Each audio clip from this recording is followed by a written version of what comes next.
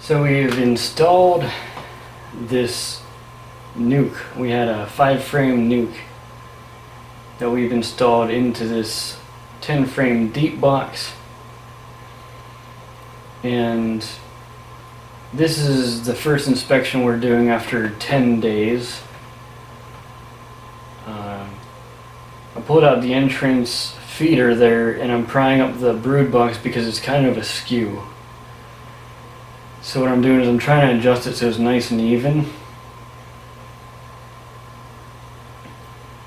I don't know why I just flinched right there in that video. I'm not sure what I was thinking, but I wasn't in any danger there at all.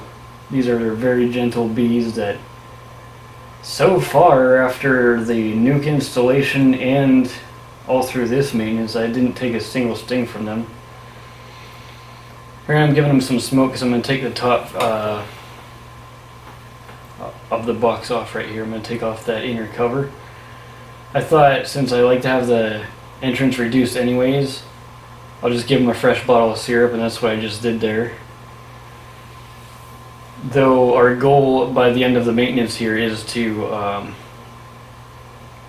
give them a top feeder that holds 3.5 gallons, which at the current rate of consumption should last us about a week.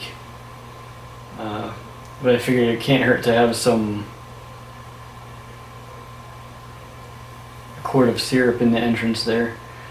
I've also, as you saw, I was kind of looking at the entrance reducer. I wasn't really happy with its position because it's kind of twisted and pushed in on the right hand side, and it'll get a little bit worse before I fix it. But I wanted to straighten that out, and I just figured I'd deal with that later. It's kind of a cloudy day today. My thoughts were that since I was just installed this nuke 10 days ago, that we really didn't have anything to worry about as far as how fast the bees were making progress, or having to worry about them swarming from them building up too much space. You can see this frame is, I think they started to build just a little bit of wax on it, but really they're not using it, so I decided to just move it out of the way just to make for more space to work with, so I can more easily just move these frames without risking crushing bees or whatnot. As far as my experience goes with bees, I've had experience removing bees from people's houses, but raising bees, I'm a rookie. This is my first hive of bees that I've actually started to manage as far as raising them and growing them into a successful colony. So you'll notice sometimes when I try to move the frames, I kind of break them off with too much force sometimes, and the frame will just kind of snap this direction or that, and it's not my intention, but rookie mistakes, just learning, trying to get a feel for it really. But that frame, it actually had a layer of wax they're starting to put on, and that's a good sign, because when we received this nuke, if I remember correctly, there was about 3 solid frames where on both sides it was just packed with bees, and then there was about one side of a 4th frame, so basically like 3.5 frames of just full of honey. I'm trying to show the cameraman what this comb looks like, and with the lighting it's kind of hard to tell what's on there, but just to kind of give you a synopsis, throughout the hive we found capped honey, we found nectar being stored, pollen, really good solid brood being laid. We saw some 2 and 3 day old eggs, and eventually we did run into the queen. And so when I show the camera guy, these frames, I'm trying to point out different things that are of interest.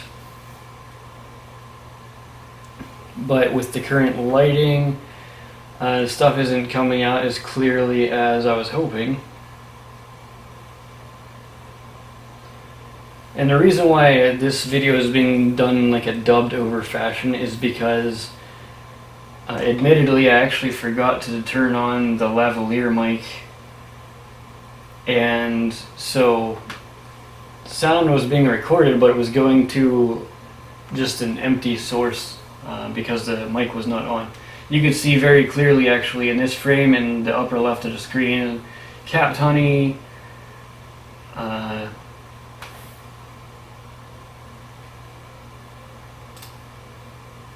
I'm going to take a look here, see what I can determine from the...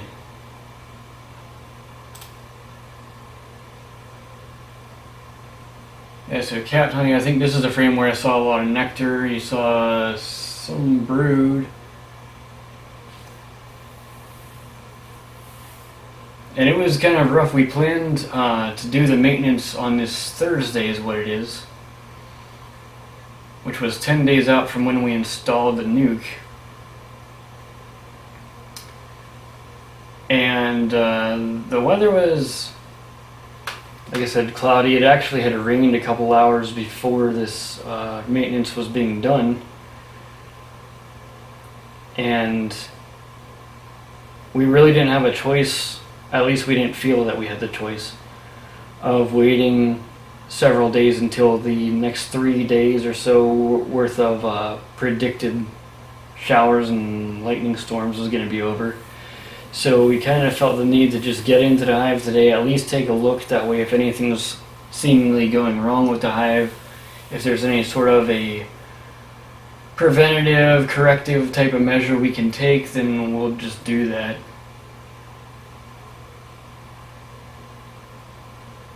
But really, to sum up, here's a good frame. It's too bad my arm's kind of in the way there, but I'm really meticulous about trying to put the frames in exactly the way I found them, and I don't really like to tilt frames. But the point of this frame here is, look at that, it is just really solid brood. You can see some spots where the queen like missed, but she's doing a really good job of laying a pretty solid brood pattern. And what more can you ask for from a queen? These bees are gentle. Her brood pattern is nearly perfect, at least in my opinion. Maybe more experienced beekeepers might have some criticisms about that brood pattern, but to me, just to see all that solid brood with hardly a space open, and you know, that space open could have been just from bees hatching out, so for all we know, that's 100% solid brood pattern. One of these, I think, is this frame here. I was trying to shift it gently, but it really cracked open on me, and I ended up snapping the frame harder than I wanted to.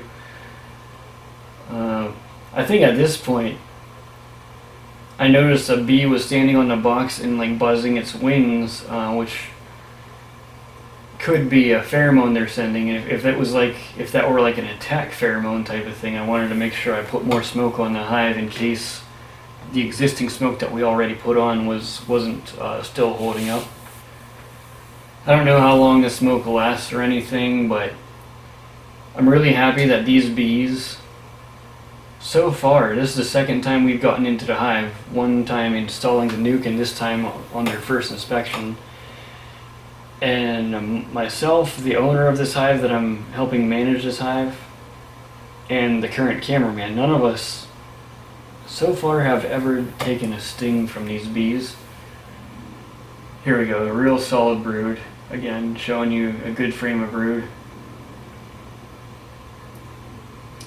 And so I figure, well, if we're not getting stung, if that bee could have just been buzzing and sending any sort of other pheromone, or just trying to help the others know where the queen is or whatever, but just the idea that maybe he was agitated for some reason and wanted to kind of send a message to the other guys like, hey, there's someone attacking our hive. I just decided to put that extra puff of smoke out there. And oops, see how that frame, it really snapped on me, and I really didn't like that because I don't want to accidentally crush bees. Or I heard once that if you tilt a frame too much that has queen cells on it, then those queens and those cells will die. And so I think about that too when the frames snap. I wonder if an aggressive snap like that could shake up the eggs and possibly kill them. So I hope it doesn't. I hope I didn't harm any bees.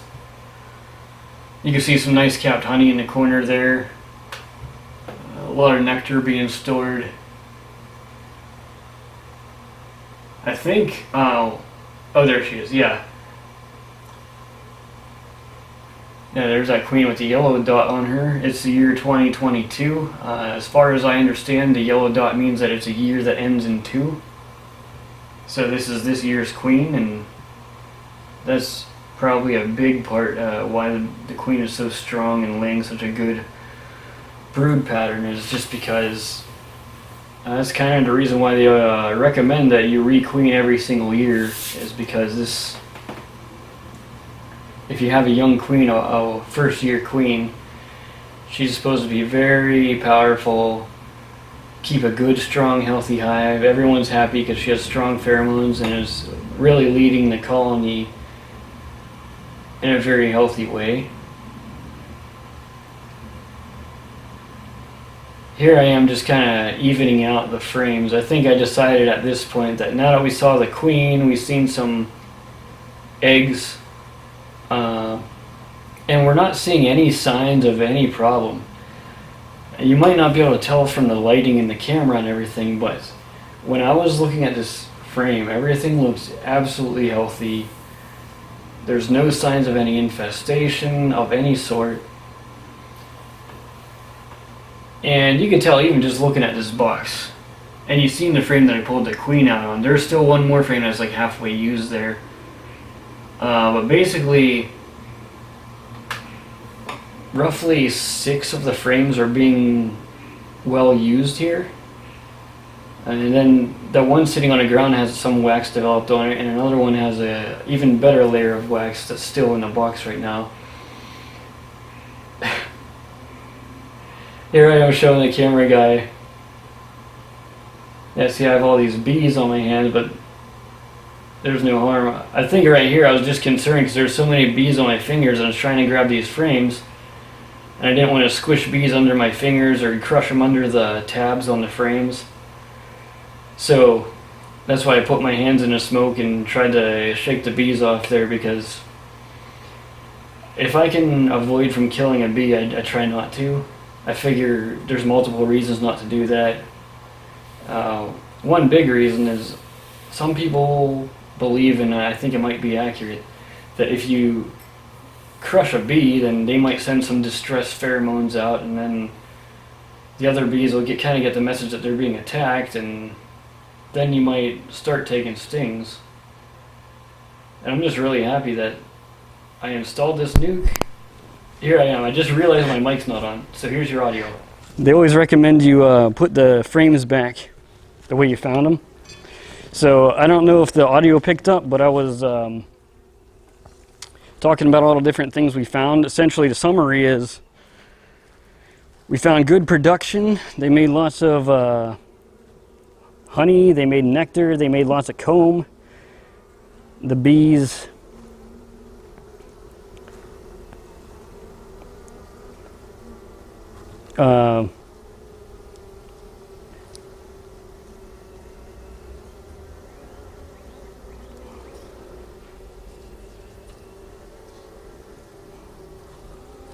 the bees are storing pollen.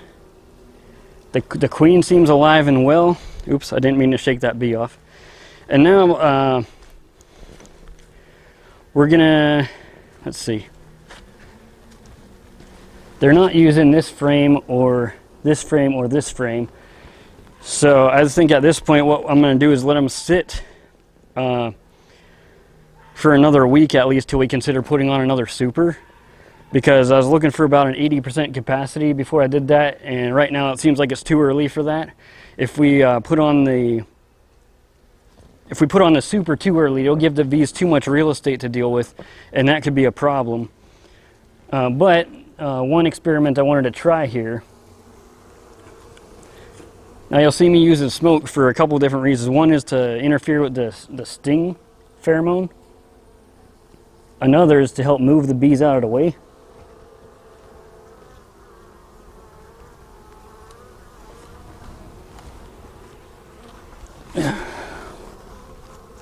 Oops, oh man.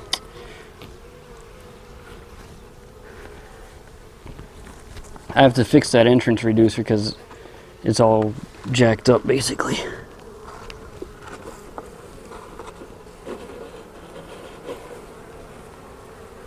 This is kind of not a good idea to be reaching right into their entrance like that. It could potentially get you stung.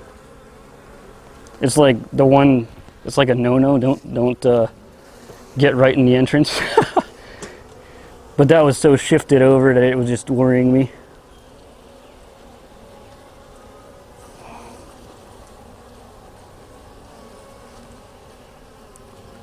And now I can hear they're really buzzing, so they might be getting a little annoyed that I had their hive open for so long.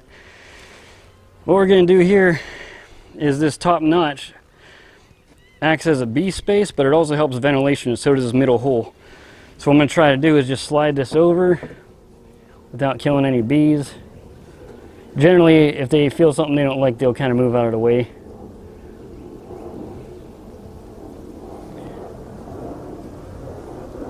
And there's a little bit of bee space under there anyway. Oh wait, I got that backwards. I'm going to put the feeder on first. And then on that, I'll put that still there. Alright. Same idea. There's a little bit of a bee space there.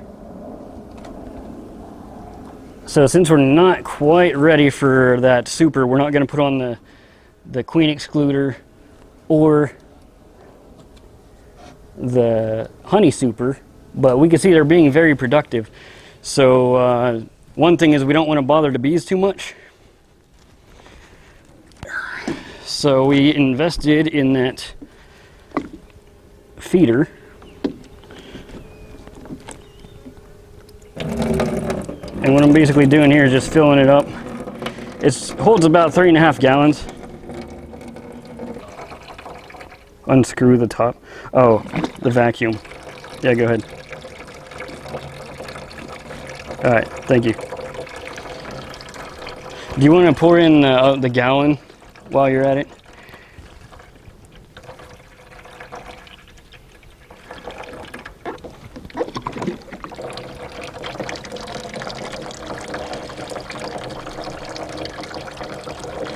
Yeah, so we have 2 different halves.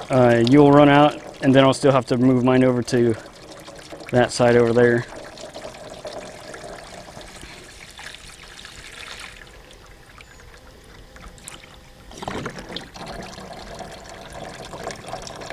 You know what, I'm going to take this nozzle off and just pour it out right. If I can. There we go. Just going to...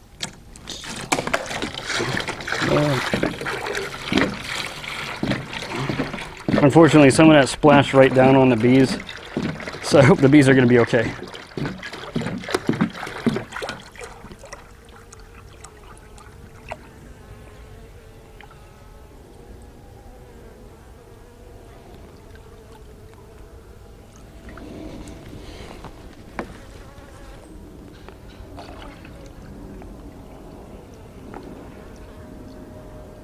I should have been paying more attention because that splash down there could have potentially killed some bees.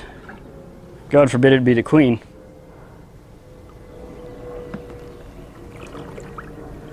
And now we're basically brimming to the point that I'm worried it's going to just drip all through the hive. So I'm going to just keep whatever I left here.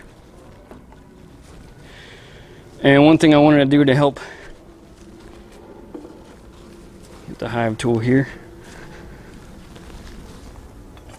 There's some comb here that they're stuck on.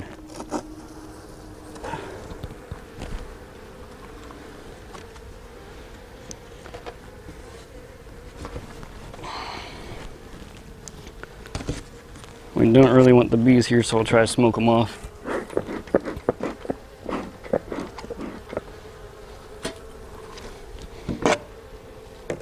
Because on the underside, we don't want bees trapped in their syrup. But I want to put that on there to allow for heat ventilation.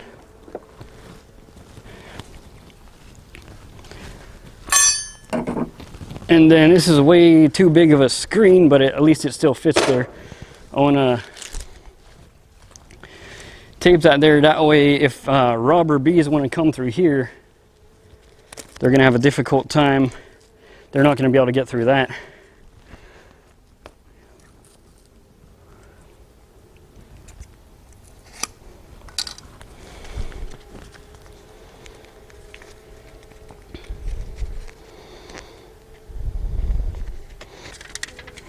I was going to use duct tape, but I have this, it's actually duct tape, like for air conditioning or whatever.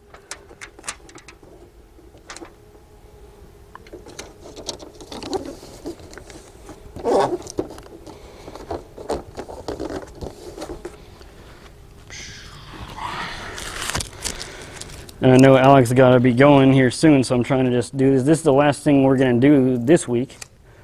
Next week we might be adding a super just because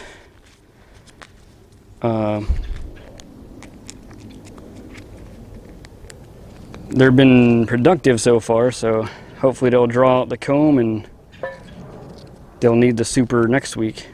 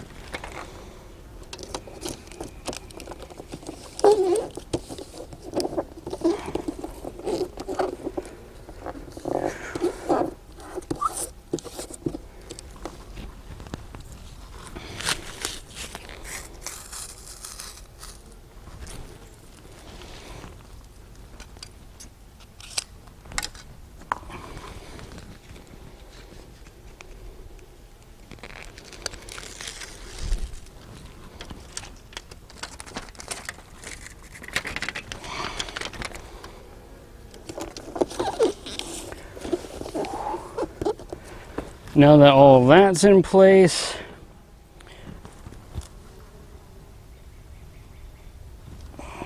I'm just going to put the top cover on, and that's going to be it for this week because they're not quite ready for a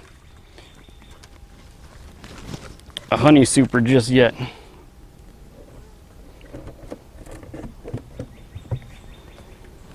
All right, and that's everything this week. I'm curious if they're going to finish off this jar before they eat all this sugar here, or if they're going to eat them both at the same pace, just because they have sugar on both sides. So I'm just kind of experimenting with that to see what they'll do with it.